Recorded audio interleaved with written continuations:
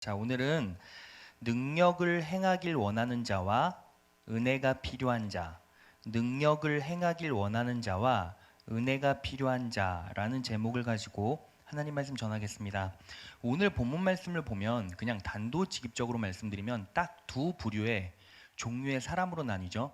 자, 어떤 사람들로 나뉩니까? 은혜가 필요한 자와 그리고 능력을 행하길 원하는 자로 나뉜다라는 거예요.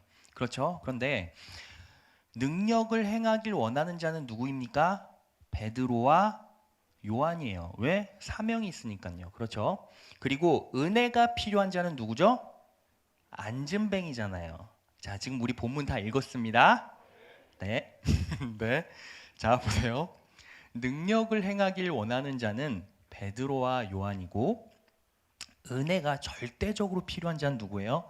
안진뱅이잖아요. 그런데 그 두 부류가 어디에서 만납니까? 성전 앞에서 만나요. 그런데 그 사람들을 누가 성전으로 인도해 주셨을까요?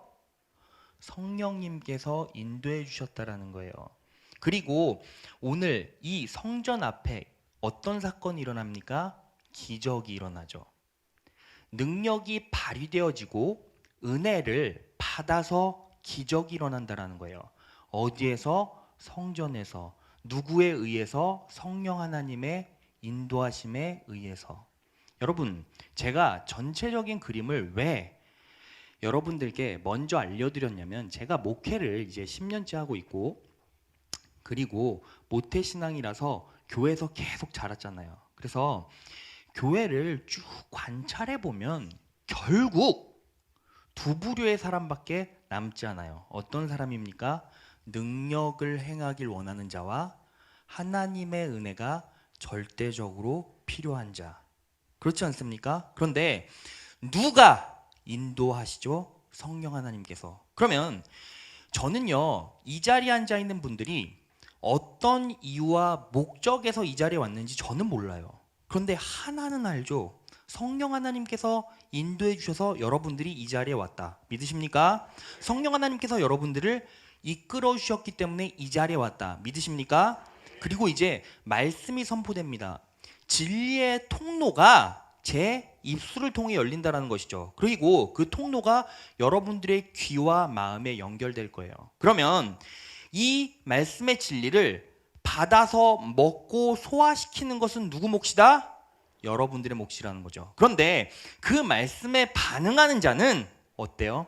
성령 하나님께서 인도해 주셨고 이끌어 주셔서 이 자리에 여러분들이 앉아 있고, 여러분들은 능력을 행하길 원하는 자이거나 하나님의 절대적인 은혜가 필요한 자들이죠. 그러면 이 말씀을 받아먹고 제대로 소화하는 자들은 어떻게 됩니까? 능력이 무조건 임하게 됩니다. 믿으십니까? 그리고 은혜를 누리게 된다는 거예요. 믿으십니까? 자, 똑같다라는 거예요. 원리는 똑같다라는 거예요. 환경은 똑같다라는 거예요. 골자는 똑같다라는 거예요. 자, 그러면 오늘 본문 말씀을 보면 능력을 행하길 원하는 자와 은혜가 필요한 자가 나오는데, 저는 먼저 은혜가 필요한 자, 안진뱅이에 대해서 먼저 여러분들과 나누어 보고 싶어요. 보세요. 안진뱅이는 은혜가 절대적으로 필요해요. 그런데 그 이유가 뭡니까? 바로 그 인생 배경 때문이에요. 사도행전 3장 2절을 보겠습니다. 제가 읽겠습니다. 나면서 안진뱅이 된 자를 보세요. 이 말은 뭐냐면 이거예요.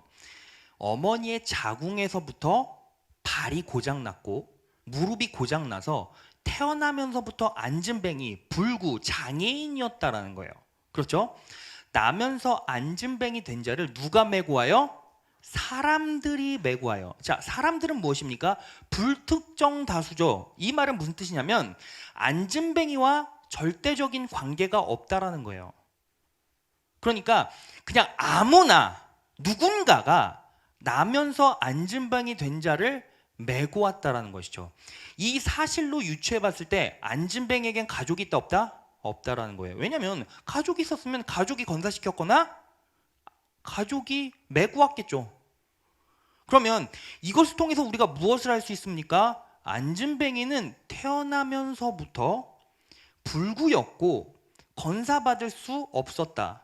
그런데 결국에는 누구에게 버림받았다? 가족에게, 부모에게 버림받았다라고 생각할 수 있죠. 그리고 이는 성전에 들어가는 사람들에게 구걸하기 위해서, 직업이 뭐다? 거지다. 하는 일이 뭐다? 구걸이다. 이거죠. 날마다 미문이라는 성전문에 두는지라. 영어 성경에 보면 was put beside the temple 이라고 나와 있어요. put이 무엇입니까? 그냥 두다, 던져두다, 억지로 밀어놓다 이런 뜻이거든요. 그러면 쉽게 말해서 이거예요. 자, 사람들이 누군가가 아무나 메고 와서 성전에다 던져놨다라는 거예요. 근데 던져놓은 이유, 왜 굳이 미문이라는 곳에 던져놨냐? 미는 아름다움이 문문자예요. 그러니까 아름다운 문인데, 아름다운 문에는 누가 많이 왔다 갔다 합니까? 사람들이 많이 왔다 갔다 했겠죠. 왜냐하면 미문을 봐야 되니까.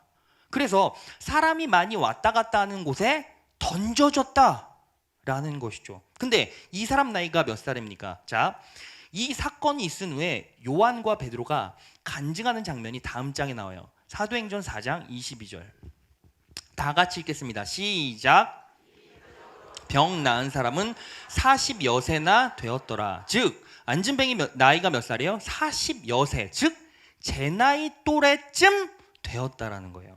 그러면 그 안진뱅이의 마음은 어땠을까요? 자, 보세요. 아침에 눈을 떠요. 그런데 불특정 다수인 누군가가 나를 성전에 옮겨줘야 돼요. 그러면 아침에 일어나면서부터 어떤 생각이 들까요? 누가 나를 성전에 옮겨다 주지? 그런 걱정으로부터 시작될 거예요. 그러면서 맨 처음 내가 해야 되는 구걸이 뭐예요? 누군가가 저 좀 성전에 좀 옮겨주세요. 저 좀 그냥 성전에 떨궈주세요. 이렇게 구걸했을 거란 말이죠. 그러면 누군가가 그 안진뱅이를 걸터매고 가요. 그러면 성인 남자가 옮겼겠죠? 40세 된 남자니까. 그러면 거기에 대롱대롱 매달려 갈 때 마음은 어떨까요? 아, 오늘도 나는 성전에 버려지고 누군가에게 구걸을 해야 되는데 오늘은 구걸이 잘 될까? 오늘 구걸을 제대로 못하면 나는 오늘 하루 종일 굶어야 되는데. 그리고 누구를 저주했을까요? 매일매일 부모를 저주했겠죠. 이렇게 태어난 것도 억울한데 나를 버리기까지 했어.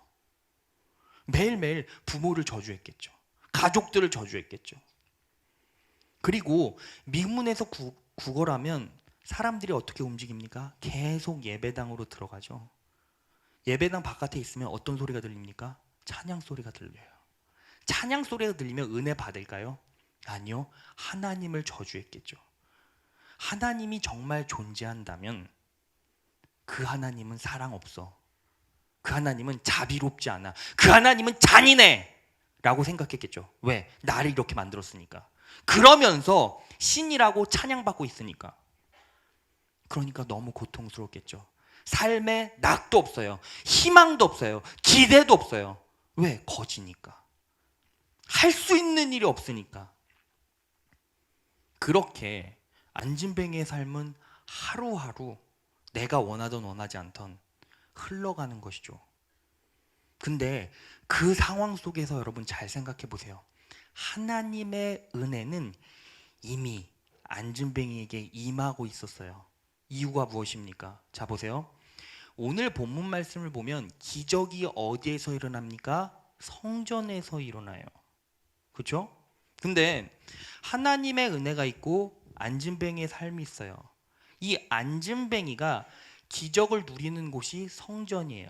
즉 내가 변화되고 회복되는 매개가 성전이었다는 거예요. 그런데 하나님께서는 계속 누군가를 통해 안진뱅이를 어디로? 성전으로 계속 이끌어가 주셨다는 거예요.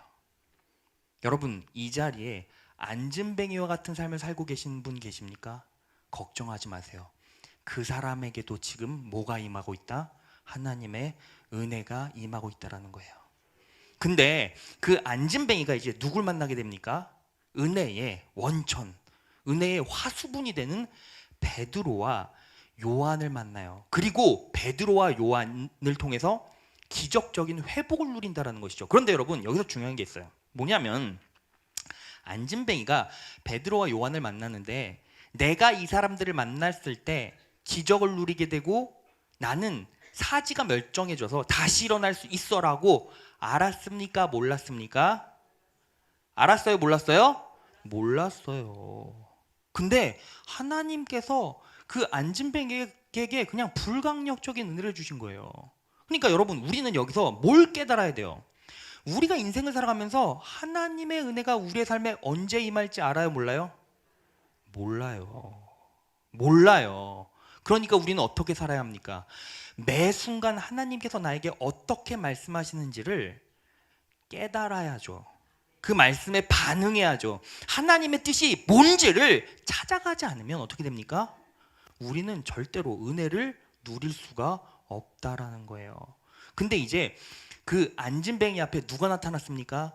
베드로와 요한이 나타났어요. 그런데 여기서 우리가 주목해 봐야 될 게 뭐냐면 안진뱅이의 반응에 대해서 우리가 주목해 봐야 돼요. 무엇에 대해서 주목해 봐야 한다? 안진뱅이의 반응에 대해서. 자, 그 반응을 보기 전에 다음 본문 구절을 보면 우리는 이 난해 구절을 한 구절을 해결해야 돼요. 자, 사도행전 3장 3절에서 4절.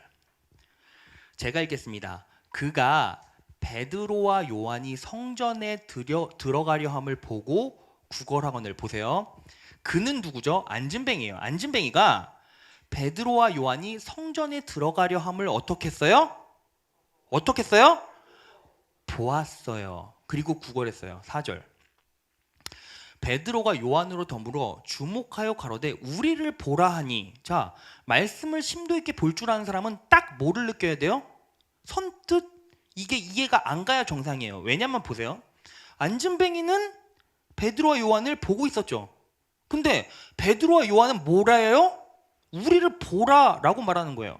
보고 있는데 보라라고 말하는 게 말이 됩니까? 말이 안 되죠. 그래서 이 구절을 풀어내야 돼요. 그래서 이 사도행전 3장 3절을 떼어놓고 봅시다. 사도행전 3장 3절.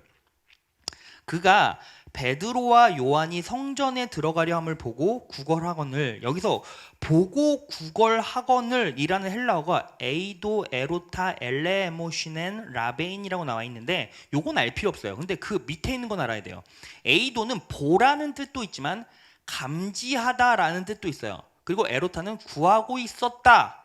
얻을까요? 자비를. 자, 이게 무슨 뜻이냐면 안진뱅이가 자비를 얻을까 구하고 있었는데 감지했다라는 거예요. 자, 여러분 이제 저를 봐주세요. 제가 이걸 설명해 드려야 되니까.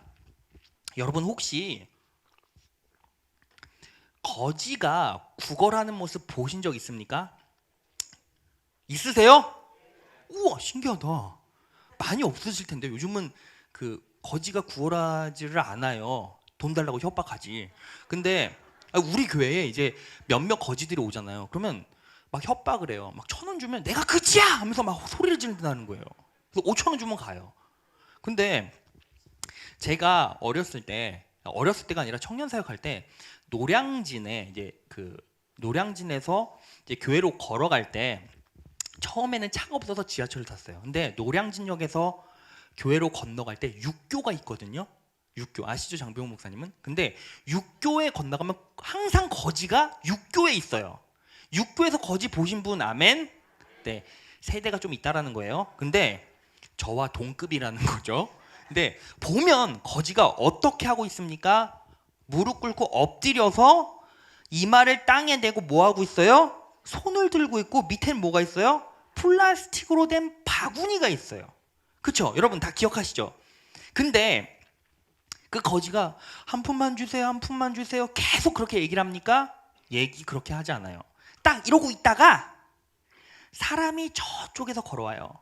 근데 인기척이 보이면 그 인기척을 감지하고 발자국 소리가 나면 그때야 비로소 한 푼만 주세요, 힘들어요, 자비를 베풀어 주세요 막 이렇게 소리를 낸단 말이에요.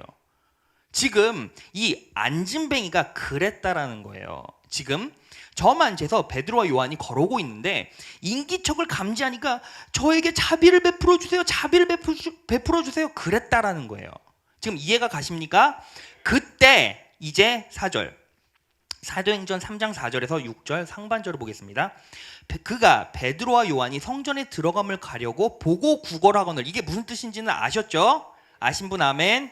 자, 이해 가신 분 아멘. 자, 그런데 4절을 보세요. 4절을 베드로가 요한으로 더불어 주목하여 가로되 우리를 보라 하니 5절 그가 저희에게 무엇을 얻을까요 바라보거늘 6절 베드로가 가로되 은과 금은 내게 없거니와 라고 얘기를 해요. 자, 요거를 이 장면을 여러분들이 딱 이해를 하게 되면 여러분들이 어떤 반응을 해야 합니까?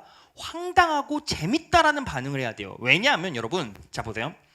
거지가 이제 국어를 하기 위해서 이렇게 읽잖아요. 그러면 사람들, 거지의 반응이 아니라 사람들의 반응은 어떻습니까? 딱 두 부류밖에 없어요. 그냥 지나가거나 어떻게 합니까? 바구니에다가 돈을 던져줘요. 그렇죠? 바구니에 돈을 던져준 경험이 있다. 아멘? 아멘. 자, 저는 있어요. 근데 거지를 불렀다. 이 말은 무슨 뜻입니까?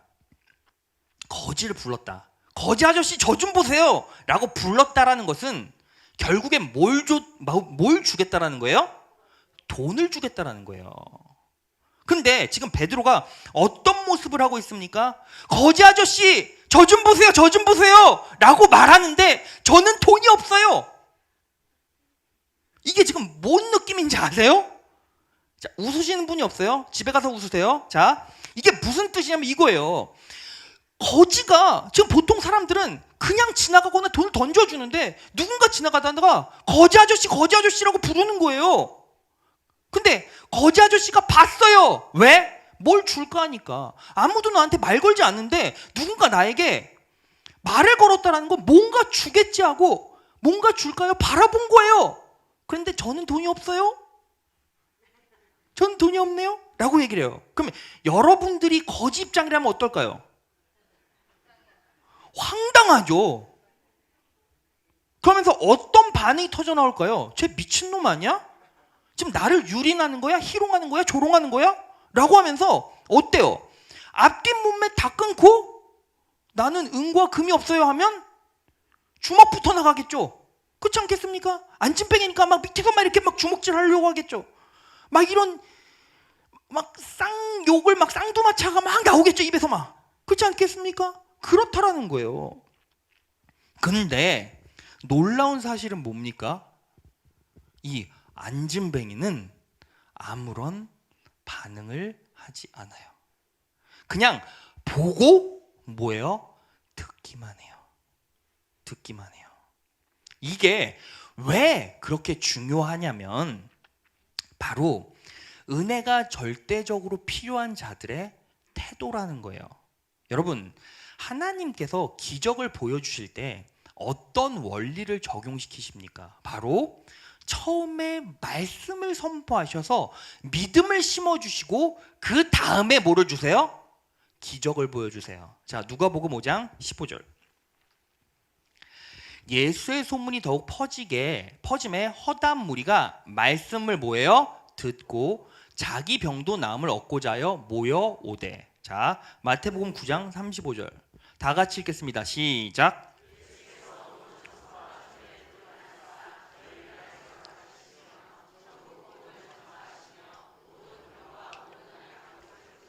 자, 예수님의 3대 사역이 뭐예요? 가르치시며 전파하시며 고치시며. 따라해 볼까요? 가전고. 자, 예수님의 3대 사역이 가르치시며 전파하시며 고치신다라는 거예요. 그런데 고치시는 것, 기적을 일으키신다라는 건 언제예요? 가장 마지막에. 가르치시면 가르침을 받는 입장에서 어떻습니까? 듣겠죠. 전파하시면 전파 받는 사람 입장에서 뭐 하겠습니까? 듣겠죠. 그 다음에 고침이 있다라는 거예요. 이게 왜 중요하냐면 이런 거예요. 여러분, 은혜를 받는 자의 태도는 어떻게 해요? 묵묵히 듣고 보고 반응해야 되는 거예요. 즉, 듣고 보는 이 과정을 버텨내야 그 뒤에 뭐가 나타나요? 하나님의 은혜, 능력이 나타난다는 거예요. 자, 여러분, 여기에 계신 분들은 지금 뭐 하고 있어요? 듣고 있어요. 보고 있어요. 그런데 여러분들은 지금 아무런 반응이 나타나고 있지 않지만 심령 가운데 뭐가 있어요? 항상 부딪힘이 있어요. 저항감이 있어요. 여러분, 말씀이 선포될 때 언제나 성도들은 그 말씀을 내 진리로 받지 않아요. 왠지 아십니까? 이성적으로 감성적으로 걸리니까. 이성적으로 감성적으로 걸리면 그걸 받아들이지 않죠. 쉽게 말해서 말씀이 내 심령 가운데 만족스러워, 은혜로 느껴져. 이 감성적인 부분이 여러분들에게 설득이 되면 할렐루야, 은혜가 임했어요 라고 말하죠. 그런데 이 말씀이 여러분들을 찌르거나 여러분들의 심기를 건드리거나 여러분들의 분기를 춘천하게 하거나 내가 원하는 반대 이야기를 하거나, 그럼 어떻게 됩니까? 그대로 무너져요. 듣지 않죠. 내가 이 말씀 왜 들어야 돼? 하나님이 그렇게 역사 안 해. 말씀이 그렇지 않아. 나는 이거 안 믿어. 이런 하나님이라면 믿지 않을 텐데? 라고 생각한단 말이죠. 이 시대를 살아가는 그리스도인들이 왜 은혜를 받아 누리지 못합니까? 말씀으로 받지 않죠. 말씀을 들을 때 내 자아, 내 에고, 내 고집으로 필터링 한다는 거예요. 그래서 어떻게 합니까? 그게 내 심령 가운데 콩! 하고 와 닿으면 은혜가 넘쳐요. 그런데 그렇지 않으면 다 필요 없어. 심지어는 어떻게 합니까? 저는요, 오늘 말씀 듣고 너무 힘들어요. 저는 이런 교회 못 다녀요. 라고 내뱉고 나간다라는 거죠. 저는요, 그런 경우를 정말 많이 당했어요. 왜? 청년 사역을 오래 하다 보니까. 장년들은 어떻습니까? 가만히 물러가세요. 다음 주에 안 보이신다라는 거죠. 근데 청년들은요, 그냥 갑니까? 아니요, 절대 그렇지 않아요. 한마디 하고 가요. 근데 보세요. 저는 제 의지로 설교하는 게 아니에요. 그냥 말씀대로 이 말씀의 진리를 여러분들에게 선포하는 것뿐이에요. 저는 타겟이 없어요. 누구 들으라고 얘기하는 것도 아니에요. 그냥 저는 하나님께서 주신 은혜대로 선포하고 내려오는 거예요. 그런데 여러분들은 어떻게 반응하고 계십니까? 여러분 보세요. 정직하게 얘기해 볼까요? 하나님이 계세요. 하나님의 말씀이 선포되죠. 그렇지 않습니까? 그리고 여러분들이 있어요. 근데 이 말씀이 여러분들의 귀에 들리고 여러분들의 심령 가운데 꽂힐 때 누가 작동합니까? 사단이요. 이 틈을 놓치겠습니까? 놓치지 않겠습니까? 당연히 놓치지 않아요. 안 들리게 하거나 이 말씀을 어떻게 해요? 즉시 여러분들의 귀에 들릴 때, 여러분들의 심령에 꽂힐 때 어떻게 해요? 사단이 즉시 잡아 삼킨다라는 거예요. 자, 마가복음 4장 14에서 15절. 뿌리는 자는 말씀을 뿌리는 것이라. 15절 다 같이 읽겠습니다. 시작. 말씀이 길가에 뿌리었다라는 것은 이들이니 곧 말씀을 들었을 때에 사단이 즉시 와서 저희에게 뿌리운 말씀을 빼앗는 것이요. 사단이 어떻게 와요? 즉시 와요. 말씀이 뿌려졌을 때 즉시 와서 뿌리운 말씀을 빼앗는다라는 거예요. 그래서 어떤 현상이 정확하게 나타납니까? 말씀을 듣고 나도 남는 게 없어요. 말씀을 듣고 나도 여러분들의 심령 가운데 말씀이 여러분들을 조종하지 않아요. 그러니까 말씀 듣고 나가면 어떻게 됩니까? 말씀을 듣기 전후가 똑같아요. 미동을 안 해요. 왜? 사단이 역사예요. 사단이 가만둡니까? 가만두지 않죠. 좀 더 자자, 좀 더 자자 유혹하죠. 결과는 어떻게 됩니까? 패망이라는 거예요. 말씀의 은혜가 그렇게 작동이 안 된다라는 거예요. 그러니까 여러분 어떻게 합니까? 그 말씀을 내 것으로 소화하고 받아 누려야 돼요. 그리고 집중하셔야 돼요. 이 말씀이 내 삶의 마지막 말씀이다라 생각하고 달려들어야 돼요. 여러분, 말씀은 제가 선포하고 제가 여러분들께 달려드는 게 아니라 저는요 뭡니까? 저는요 여러분들을 설득시키는 사람이 아니에요. 저는 그냥 통로일 뿐이죠. 이 말씀, 진리의 통로가 여러분들의 귀에 연결되고 여러분들의 심령에 연결돼요. 그러면 그것들을 소화하는 사람은 누구다? 나다. 소화하는 사람은 어떻게 산다? 은혜를 누리며 산다. 믿으십니까? 그렇다라는 거예요. 그런데 이 안진뱅이는 그렇게 반응했다라는 거예요. 얼마나 놀라운 사실입니까? 자, 보세요. 여러분들이 은혜를 누리는 거, 은혜가 절대적으로 필요한 거, 뭐부터 시작해야 합니까? 듣고 보는 것으로부터. 그 듣고 보는 게 어디에서 이루어져야 돼요? 성전에서. 하나님의 말씀을 통해. 그것들을 내 심령 가운데 막 찢어지는 것 같이, 까끌까끌한 것 같이 내 심령 가운데 들어왔을 때 불편하고 고통스럽더라도 이게 나에게 주시는 하나님의 진림을 믿고 수긍하고 온전하게 반응할 때, 그때야 비로소 여러분들의 인생 가운데 기적과 같은 은혜가 임한다라는 거예요. 믿으십니까? 자, 이제 은혜가 필요한 자에 대해서 설명을 해드렸어요. 두 번째, 능력을 행하길 원하는 자, 능력을 행하길 원하는 자에 대해서 얘기를 해야겠죠. 여러분, 오늘 본문 말씀 보면 능력을 행하길 원하는 자가 베드로와 요한이 나오죠. 하나님의 계획 따라 사명 감당을 하기 위해서 나는 능력을 행해야 해 하고 사역을 해요. 그리고 이제 오늘 기적을 일으킵니다. 그 기적이 어떻게 일어나는지, 자, 주요 구절이 무엇입니까? 사도행전 3장 6절. 다 같이 읽겠습니다. 시작.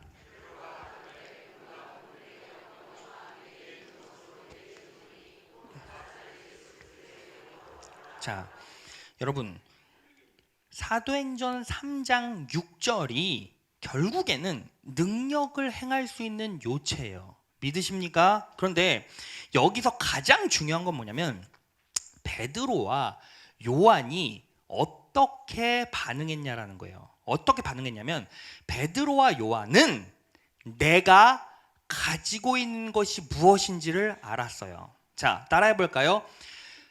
내가 무엇을 가지고 있는지를 알았다. 내가 무엇을 가지고 있는지를 알았다. 자, 베드로와 요한은 내가 무엇을 가지고 있는지를 알았어요. 이게 왜 중요하냐면 하나님께서는 내가 가지고 있는 것을 통해서 역사하시기 때문이에요. 믿으십니까? 자, 보세요. 제가 예를 들어 드릴게요. 자, 출애굽기 4장을 보면 하나님께서 모세를 부르세요. 모세를 부르시는데 모세가 하나님께 이렇게 질문합니다. 하나님, 제가 하나님께서 저를 부르셨다라는 것을 이스라엘 백성에게 어떻게 믿게 할까요? 하나님, 이제 많은 사람을 만나게 되고 많은 사람을 설득해야 할 터인데 하나님, 제가 하나님께 부름받았다는 것을 그 사람들에게 어떻게 인식시키고 믿게 할까요? 라고 말했더니 하나님께서 모세에게 뭐라고 말씀하십니까? 야, 네 손에 있는 게 뭐냐? 라고 말씀하세요. 그때 모세가 뭐라고 얘기하죠? 지팡이요! 라고 얘기를 해요. 근데 여러분, 우리는 말씀을 묵상하기 때문에 그냥 말씀을 매일 듣고 매번 듣고 그냥 눈으로 확인하기 때문에 이게 아무것도 아닌 것처럼 느껴져요. 그런데 사실은 이 장면은 정말 기가 막힌 장면이에요. 뭐냐면 제가 예를 들어서 설명해 볼게요. 여러분, 오늘 아침에 저한테 전화가 왔어요. 예. 근데 이건희 회장님한테 전화가 온 거예요. 그래서 저한테 이렇게 말하는 거예요. 이호셉 목사님, 제가요 나라와 민족을 구원할 큰 사업을 하려고 합니다. 최소한 수십 조에서 수백 조의 큰 사업이에요. 근데 그 사업을 하려고 하는데 그 사업 파트너를 목사님으로 정했어요 라고 얘기를 하는 거예요. 그러면서 구구절절 막 사업에 대해서 얘기를 하다가 대뜸 저한테 이런 얘기를 해요. 목사님, 근데 목사님 수중에 뭐가 있습니까?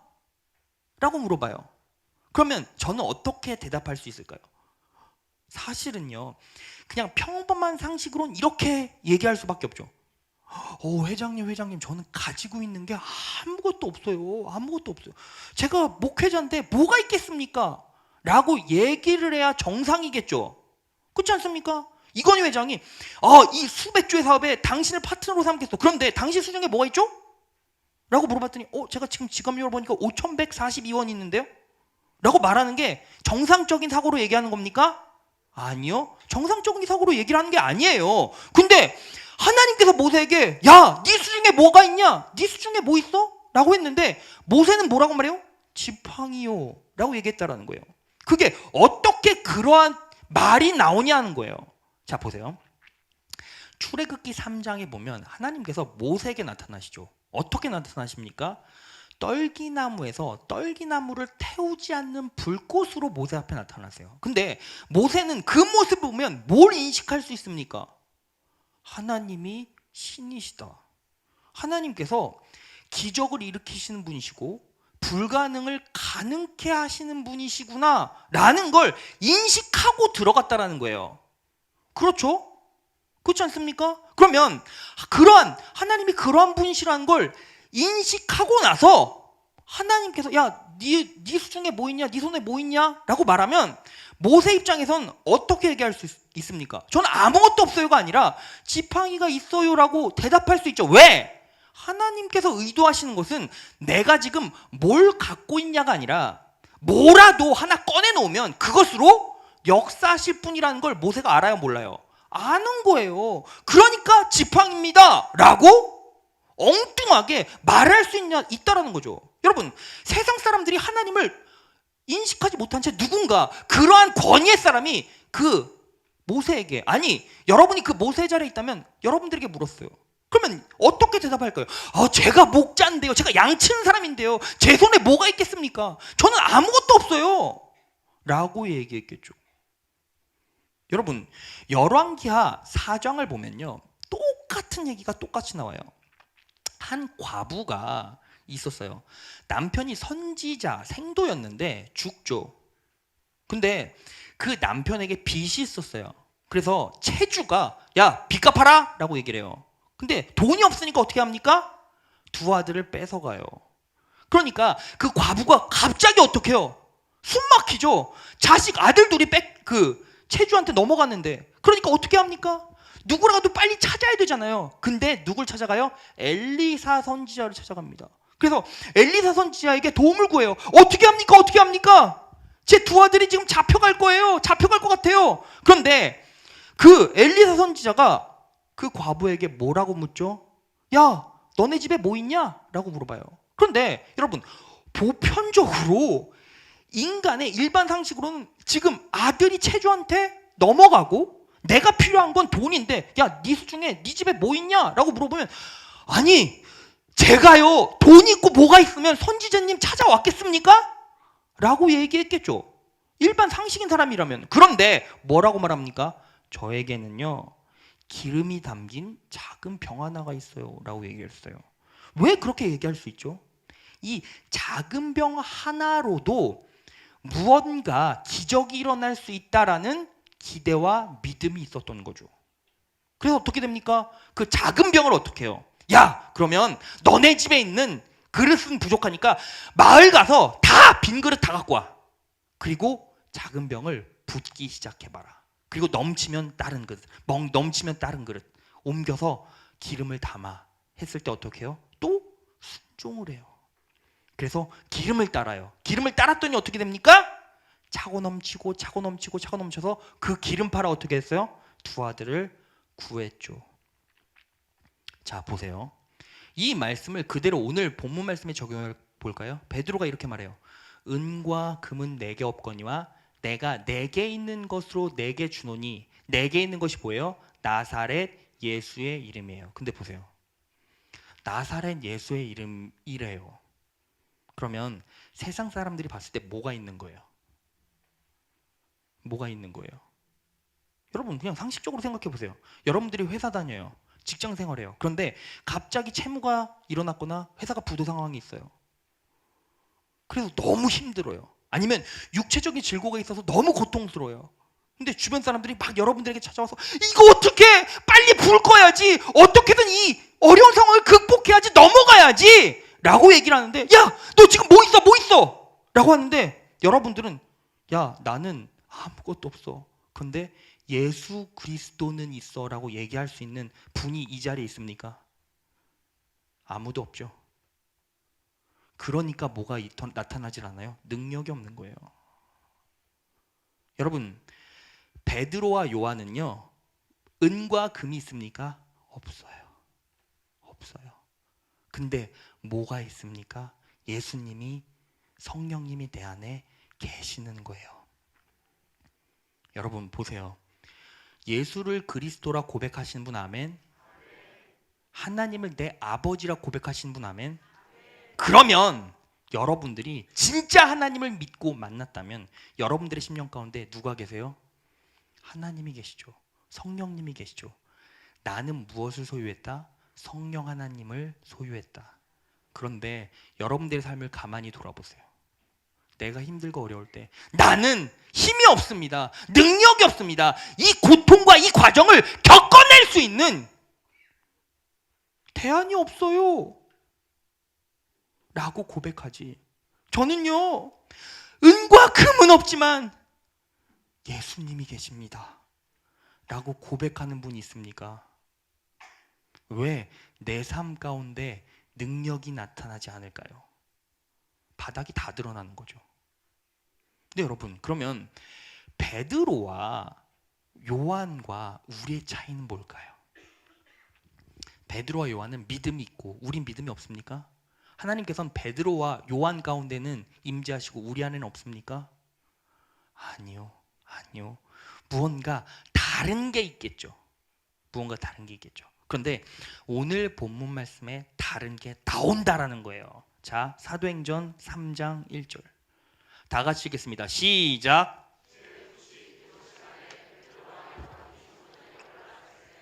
당시 유대인들은 3시, 6시, 9시에 성전에 올라가 뭐 했어요? 기도했어요. 습관에 따라 기도했다라는 거예요. 자, 요거를 우리 시간으로 치환을 하면, 자, 오전 9시, 12시, 3시에는 천하 없어도 뭐 했다라는 거예요? 기도했다라는 거예요. 여러분, 그냥 우리의 삶에 그대로 대입해 볼까요? 우리는 새벽 예배가 있고 수요 예배가 있고 금요철에 있고 주일 예배가 있어요. 베드로와 요한은 어떤 시간이 있어요? 3시, 6시, 9시에 기도하는 시간이 있었다라는 거예요. 그런데 베드로와 요한은 습관에 따라 기도했고 우리는 하지 않아요. 그냥 한 번이면 족하고 많으면 2번이면 족해. 그런데 기도는 안 해. 근데 베드로와 요한은 뭐 했다라는 거예요? 기도했다라는 거예요. 베드로와 요한은 하나님을 봤어요. 예수님을 봤어요. 그분과 사역을 하고 기적을 맛봤어요. 실제적으로 경험이 있었다라는 거예요. 그럼에도 불구하고 습관에 따라 뭐 했다라는 거예요? 기도했다라는 거예요. 근데 우리는요, 하나님의 약속이 말씀에 있죠. 매일 보죠. 근데 기도 안 하죠. 왜 기도 안 하는지 아십니까? 결정적인 이유가 하나 있어요. 기도하기 전과 후가 다를 바가 없기 때문이에요. 여러분, 한 성도님이 저한테 이렇게 얘기를 하셨어요. 목사님, 진짜 기도하면 두려움이 사라집니까? 고통이 사라집니까? 네, 당연하죠 라고 얘기를 했어요. 그랬더니 목사님, 제가요 기도해봤는데 안 사라지던데요. 왜 그렇죠, 여러분? 왜 그렇죠? 여러분, 기도하실 때 누가 역사하십니까? 성령님이 역사하시죠. 믿으십니까? 그걸 진짜 믿으세요? 믿으시면 보세요. 기도할 때 성령 하나님께서 역사하시면 기도하기 전과 후가 같아야 돼요, 달라야 돼요? 같아야 돼요, 달라야 돼요? 근데 왜 같죠? 이유가 있어요. 내 심령에 성령 하나님께서 역사하셔서 변화하실 때까지 뭘 안 해요? 기도를 안 해요. 여러분, 기도하면요, 첫 번째 기도의 증거가 뭐예요? 평안을 주세요. 두 번째 증거가 뭐예요? 확신을 주세요. 세 번째 증거가 뭐예요? 소망을 주세요. 여러분, 제가요 사실은 어제 저녁까지 본문을 못 잡았어요. 제가 여러분 설교 준비를 할 때요, 성도들에게 은혜를 끼치지 못하면 어떨까 막 걱정을 하고 막 두려움이 몰려와요. 제가요 어떤 꿈까지 꾼 적이 있냐면, 설교를 하는데 성도들이 하나둘씩 막 빠져나가는 거예요. 설교가 왜 그래? 하면서 막 화장실 갈 거야. 집단으로 막 50명씩 나가서 안 들어와. 근데 막 제가 막 울면서 막 내려오는 거예요. 막 내려오는데 막 우는데, 우는 소리라도 들어라 하는데 막 마이크가 꺼졌어. 막 이런 일들이 있다니까요. 근데 어제도 본문 말씀을 제대로 전하지 못했어요. 그래서 어제 날 꼬박 샜어요. 근데 제가 뭐 했을까요? 두려워서 설교 준비했을까요? 아니요. 기도했어요. 기도하고 내 심령이 성령 하나님의 내적 역사로 단단해지고 평안이 임하고 능력이 임할 때까지 뭐 했다는 거예요? 기도했다라는 거예요. 기도하니까 딱 2시 반 3시쯤 되니까 보여요. 본문을 잡아놓고 갔는데 그때부터 하나님께서 막 영감을 쏟아부어 주세요. 지혜를 주세요. 그래서 설교 쓴 거예요. 제가 보통 설교 준비할 때 3, 4일 걸려요. 그런데 오늘 본문 말씀 하루 딱 뚝딱 날 새서 나온 거예요. 여러분, 기도는 뭐가 있다? 능력이 있다라는 거예요. 믿으십니까? 자, 베드로와 요한은 예수 그리스도를 실질적으로 만났고 경험했고 느껴봤기 때문에 뭐라는 거예요? 기도를 하는 거예요. 여러분, 기도 안 하면 망합니다. 여러분, 택한 자들은요, 선택받은 자들은요, 기도 안 하면 망해요. 천국은 가겠죠. 그걸 뭐라고 해요? 부끄러운 구원. 그런데 기도 안 하면 어떻게 됩니까? 이 땅에서 절대로 승리할 수 없어요. 내가 죽기 전에 예수를 믿어요 하면 천국은 가겠죠. 그렇지 않습니까? 그런데 여러분 분명히 기억하세요.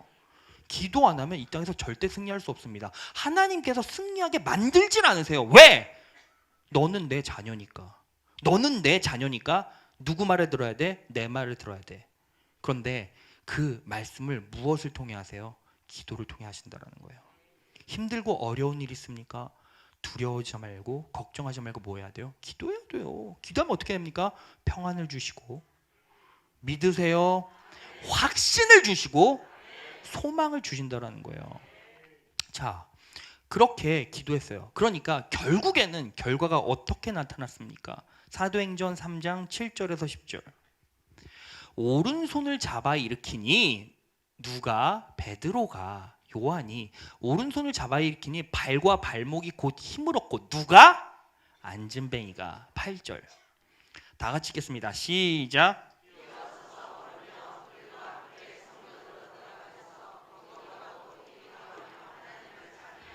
여러분, 강력한 진리가 있죠. 베드로가 어떻게 선포했어요? 은과 금은 없거니와 내가 내게 있는 것으로 내게 주노니 나사렛 예수의 이름으로 일어나 걸으라. 근데 뭐 하고 있어요? 뛰고 있어요. 자, 걸으라고 기도하고 걷기를 선포하면 하나님께서는 어떻게 하신다? 뛰게 하신다라는 거예요. 은혜가 어떻게? 겹겹이 일어난다라는 거예요. 배로 일어난다라는 거예요. 믿으십니까?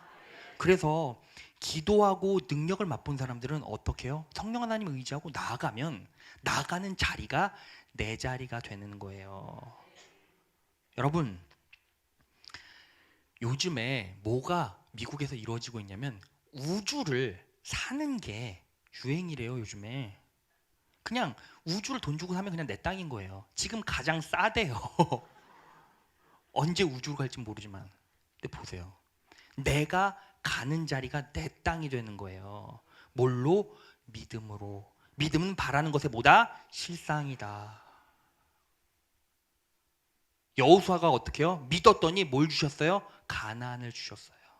여러분, 근데 보세요, 이 안진뱅이가 이제 결론을 맺어야 돼요. 안진뱅이가 결국 몇 년 만에 하나님의 은혜를 누렸죠? 40여 년 만에. 40여 년 만에.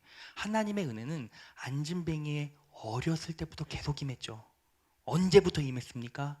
성전에 누군가가 안진뱅이를 매놓고 시작하는 그 순간부터 하나님의 은혜가 계속 임했죠. 하나님께서는 안진뱅이에게 원하신 게 뭐예요? 사도적 사명을 감당케 하시길 원했어요. 그래서 뭐 했다라는 거예요? 안진뱅이로 만드셨죠. 근데 일어나 걷고 뛰게 되었어요. 그래서 안진뱅이가 비로소 어디로 들어오게 됩니까? 예수 그리스도를 만나고 기적을 맛보고 성전 안으로 들어오게 됐어요. 그리고 찬미하고 뛰기 시작했어요.